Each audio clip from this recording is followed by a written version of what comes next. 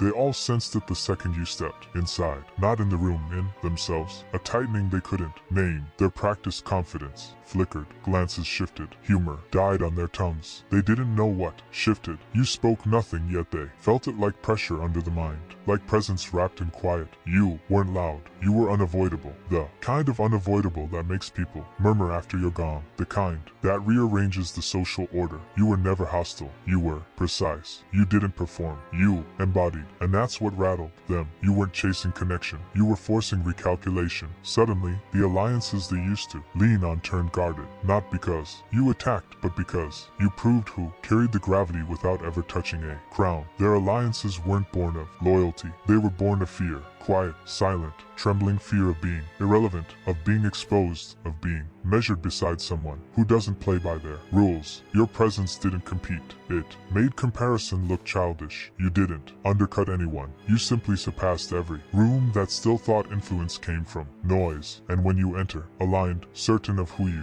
are, certain of what you'll never accept again, it's like a mirror rises in front of everyone else. A cold, unfiltered mirror. Some try to copy it. Others pretend they don't notice. But the sharp ones, they panic because they sense instantly that this kind of presence can't be shaped. It can only be endured. You've become the kind of person they can't gossip into disappearing. And that's the part that burns. They once dismissed people with a smirk, destroyed reputations with a whisper, but not you. You've removed every grip from your character. Nothing for them to hold. You're not flawless. You're just unavailable for distortion. You're not here to be liked. You're here to be whole. And wholeness terrifies those who only feel strong when others are scattered. So, they scramble, they cluster, they invent stories to explain why your presence shakes them. But beneath all their excuses sits one truth. They can feel your center, and they have nothing steady enough to match it. They can't decode you. That's why they cling to each other now. Not for warmth, for tactics, to combine their guesses and stitch together a version of you that feels safer. Because alone,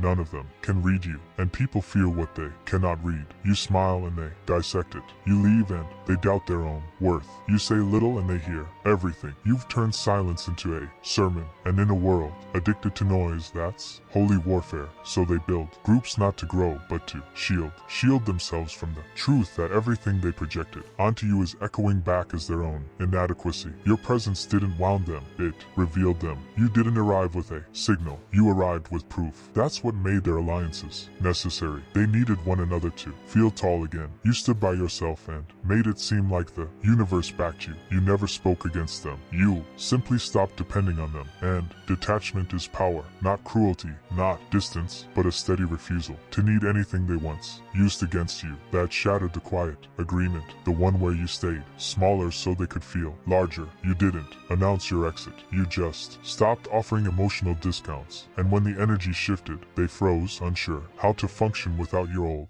insecurity feeding their fragile superiority. They all sensed the moment you stopped over-explaining. That's when the real pressure began. Because your former self would have softened every line, cushioned every truth, wrapped every no in a grin. But now you're precise. You let the silence define your place. You let your eyes speak where your voice has evolved. They never imagined that healing could look like quiet, and they certainly weren't ready for the way you now move through rooms. Steady, whole, untouchable. That walk says you've witnessed enough. That stare says you're unmoved by influence, without integrity. And when presence arrives, with that level of alignment, people don't compete. They cling to each other, to old habits, to anything but the truth your transformation now demands of them. It wasn't the noise that scared them. It was the sharpness, the clean, cutting frequency of someone who no longer seeks approval. That sharpness exposes, and exposure is lethal in rooms where everyone hides. Behind charm, charisma, performance, you don't entertain. You illuminate. You don't display. You vibrate. You don't argue. You elevate. And every time you step inside, the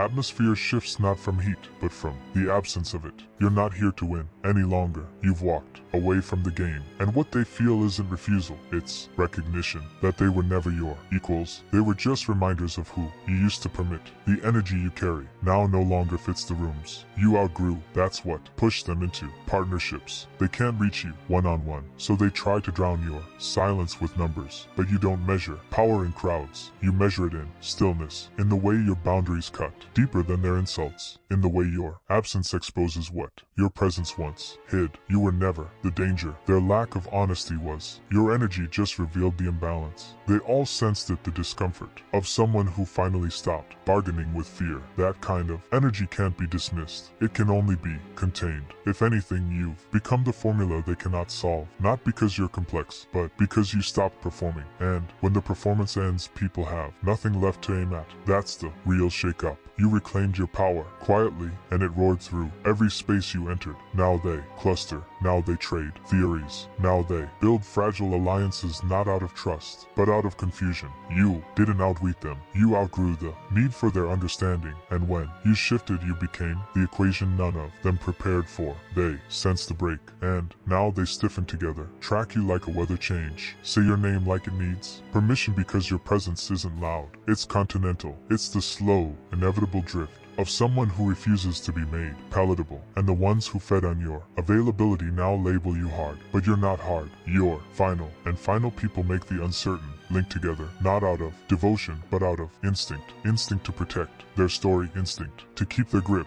instinct to preserve their fantasy. And you keep moving forward unbothered and dangerously essential. It's the slow, inevitable drift of someone who refuses to be made palatable. You once adapted yourself. You once dimmed your brilliance just enough so no one felt overwhelmed by it. Every truth was padded, every edge sanded down in case it sliced too deep. You weren't just cautious. You were reshaped. You folded yourself inward in all the right corners so others could stand taller. You perfected the ritual of self-revision before a single word left your tongue, not from fear, but from routine. But then the routine cost more than it paid. The quiet grew too heavy, the internal split too sharp. And one day, with no dramatic eruption, you simply stopped trying to be easy on anyone. You became whole instead, unfiltered, unashamed. And with that shift, everything began to realign. Not abruptly, not with lightning, but like continents drifting beneath calm earth. The sort of shift no one notices until their floors begin to tremble. They felt that tremble the moment you stopped smiling on cue. Not because you were distant, but because you were done offering artificial warmth. You weren't trying to smooth the air. You let the silence do its work.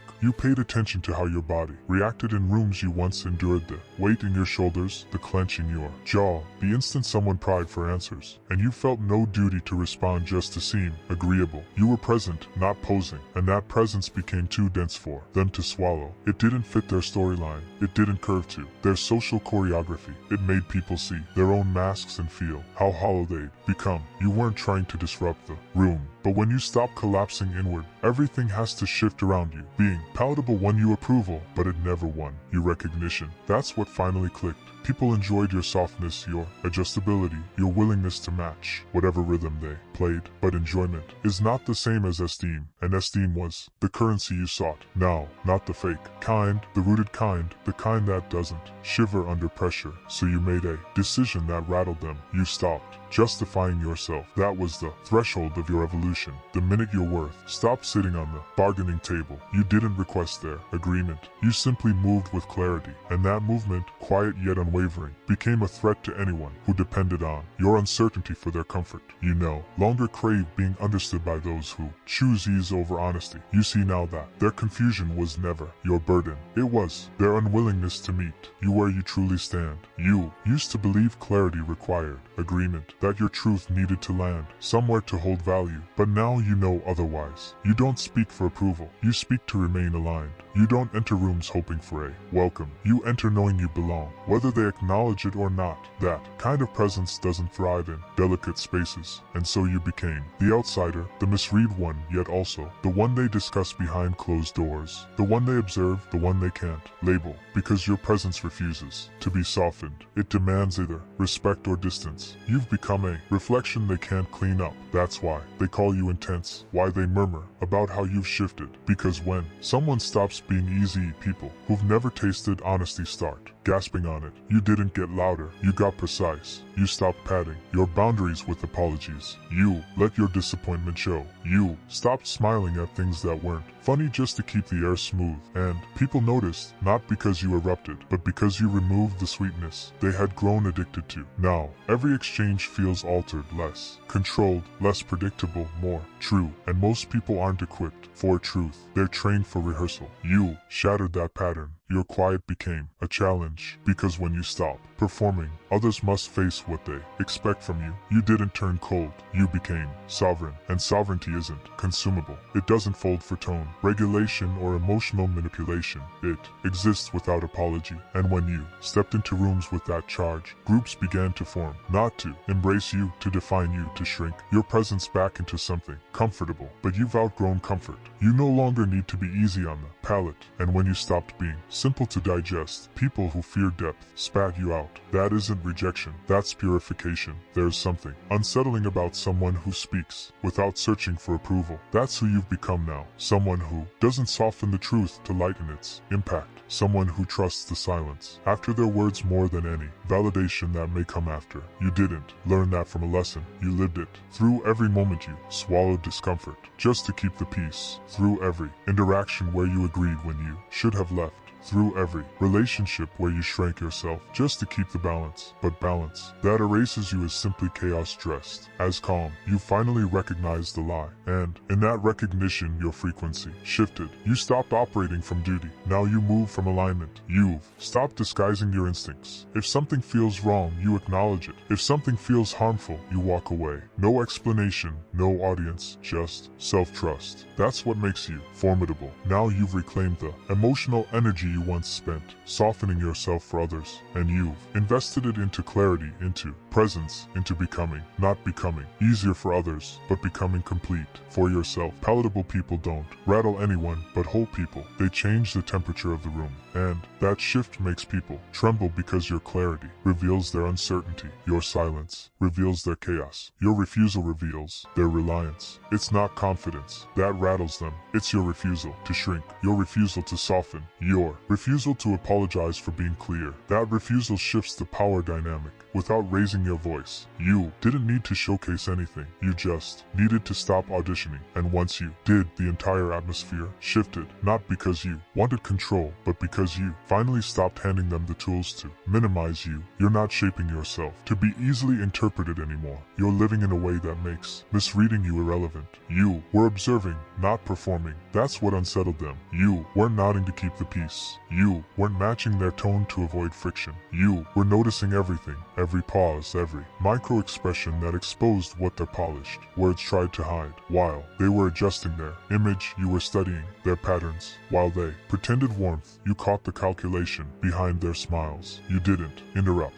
You didn't react. You didn't stir because you weren't there to contribute. You were there to witness. That's what fractured their pacing. You didn't supply the validation loop they depended on. You simply kept collecting truth until their act collapsed under its own weight. Most people only know how to engage with mirrors. That's what you used to be, a flawless reflection, returning their expectations, their moods, their insecurities disguised as humor. But once you stepped out of that role, the mirror broke, and in its place stood an observer, someone who didn't waver when tension rose, someone who didn't soothe the awkwardness with comfort, someone who didn't carry their emotions just to keep things smooth. You weren't acting anymore. You were decoding the script. You were finished, pretending not to notice how they constantly shifted their stance, depending on the crowd. And that kind of awareness, it's terrifying for people who survive through performance. You weren't giving them the emotional signals. They were used to exploiting the polite laugh, the gentle filler, the safe redirection. You let silence stretch. You let their words settle, and that created a pressure they weren't designed for because they weren't used to being seen without being protected, without being managed. You stopped managing them. You let their contradictions expose themselves. You let the space settle in its own tension. And that quiet, that gap between your listening and your reply became a reflection they couldn't escape. They began tripping over their thoughts, over-explaining, scrambling, because they could feel they no longer controlled their image. This version of you doesn't exist to be consumable. It exists to be fully here, and presence intimidates pretenders. You once mistook emotional labor for closeness. You once believed being understanding meant overextending, but now your understanding has limits. It recognizes everything without absorbing it. You notice the wound, but you don't offer your body to stop giving endlessly anymore. That shift It transforms the entire relationship. Dynamic because those who were used to occupying the center can't tolerate. When you stop revolving around them, you've stopped revolving. You've become your own axis. They sense it even if they can't define it. And so they call you distant, detached, changed. But you're not detached. You're lucid. You're no longer emotionally reachable for manipulation. And that clarity has rendered you unreadable to the ones who once claimed to understand you fully. They can't anticipate you now. They don't know which version of you will appear because all the versions they prepared for are versions you've surpassed. You're not bitter. You're not defensive. You're just awake. And when you observe, instead of performing, those performing are lost. Performance only works when the audience reacts. You stopped applauding. You stopped nodding. You stopped participating like you used to. And in that refusal, you broke the shared narrative. They can't exploit your empathy anymore. You still possess it, but it's disciplined. You understand the boundary between care and self-erasure. You've stopped extending trust simply because they cloak themselves in emotion. You're no longer deceived by rehearsed vulnerability. You read the energy beneath the words, the consistency behind apologies, the pattern, not the pitch. That level of discernment is unmanipulable. It can only be avoided. That's why they retreat. That's why new alliances form, because deep down they know performance fails against one who no longer pretends. You used to enter spaces seeking connection. Now you enter seeking truth. You don't temper your tone to fit the climate. You don't water down your thoughts for easy conversation. You've become fluent in silence, at ease with discomfort. You let the room disclose itself before sharing even a fragment of your own soul. That's not apathy, that's precision. You're no longer drawn to emotional clutter, cheap companionship, or shallow exchanges. You've stopped giving to prove your feeling, and those who thrive on your excess, they starve, not because you cut them off, but because they never learned to self-source. They depended on your performance to feel dominant. Do you see it now? The more accommodating you were, the more they inflated. You used to think compliance was strength, but it was survival. Polished survival. Smooth, socially digestible, and utterly draining. You weren't kind, you were self-erasing. And now, not performing exposes them. Your absence of performance casts a spotlight on their overcompensation. You haven't turned hostile. You've turned precise. Precision doesn't shout. It unmasks. No preamble, no apology, just revelation. You don't interrupt anymore, not out of passivity, but because you've realized silence often carries the greatest force. Letting someone's own justifications resonate in a quiet room is louder than any rebuttal. That's the power of attentive presence. You've stopped shielding people from their own contradictions. You let them speak and watch what they reveal without even trying. And when they finally realize they're the only ones performing, they panic because your stillness has become a standard, a mirror, a test, and most fail it. You were never too sensitive. You were too aware, and once you grasped that, everything changes. You began noticing how often people mistake awareness for weakness, how often they rely on those they think won't resist. But you've stopped absorbing. You've stopped bending. You've stopped being the emotional safety net for those who refuse accountability. You're no longer performing empathy. You're embodying self-respect. And in a world where most are conditioned to react, your attention feels like danger, because attention exposes. Attention remembers. Attention replaces performance with truth. And truth, when carried in silence, is louder than any shout. They laughed when they assumed you were behind. When your silence seemed absence, your detachment seemed defeat. They measured your value by what they could see, never once asking what you might be building in the dark. You made thousands feel small, not by arguing, not by proving a point, but by arriving whole after they said you were finished. That was the twist. That was the sting. Not your triumph, but your calm refusal to justify your path. You let them believe their version of you was real. You let them mock the seed, while you quietly grew roots. And when you finally rose, there was nothing left for them to say that didn't echo like a joke told too soon. They called you foolish. Now they quote you. You didn't seek revenge. You sought restoration. And the beauty of your move was in restraint. Because people expect anger. They anticipate rage. What they aren't ready for is composure. That kind of focus is unsettling. It doesn't plead. It doesn't perform. It shifts the room without touching a single soul. You became undeniable through consistency. You became intimidating through clarity. And when thousands watched you rise, after betting against you, they weren't just embarrassed. They were exposed, not because you shamed them, but because your growth revealed the smallness of their judgment. You didn't destroy their opinions. You rendered them irrelevant. There's something formidable about a person who no longer reacts. You used to flinch at criticism. You used to adjust your truth to appease them, but not anymore. Now you enter the same rooms that once mocked you, and you walk in calm, and that calm rewrites history. People remember who doubted you, and when they see you unfazed, they remember how loudly they laughed. Your silence becomes their discomfort, because the one they dismissed is now the reference point, the new standard, the living proof that some people don't need revenge when existence alone corrects. You didn't outtalk them, you outlasted them. While they were loud, you were disciplined. While they performed, you progressed. And when it came time to deliver, your work made the statement for you. You didn't need validation. The results stood in your place. That's what makes thousands feel foolish all at once. When the target of their doubt becomes the model they now try to replicate. They trace your steps in secret. They repeat your words without acknowledgement, but it's too late. Because evolution, when forged in solitude, carries a quiet kind of vengeance. Not the kind that destroys, but the one that builds empires from the ashes of disbelief. They misjudged you because they measured you through their own limits. They couldn't imagine achieving what you achieved because they couldn't survive what you endured. They assumed your stillness meant you were stagnant. But stillness isn't weakness, it's strategy. And while they counted your silence as fragility, you were analyzing, collecting insight, observing their habits. And when the moment arrived, you acted with such precision, such effortless control. They didn't even realize they had already lost. By the time they noticed you, you were already beyond reach, and all that remained for them to do was shrink beneath the shadow of what they once ridiculed. Public embarrassment only works on those who crave attention. You no longer sought approval. That was the plot twist. They tried to shame you in public, thinking it would fuel you. But when you freed yourself from their script, their stage crumbled. They shouted into emptiness and heard nothing return. And that silence was mortifying, because what they feared most wasn't rage. It was autonomy. You were expected to stay small so their egos could tower. But now they scroll quietly, watching someone they tried to erase become the story they can't stop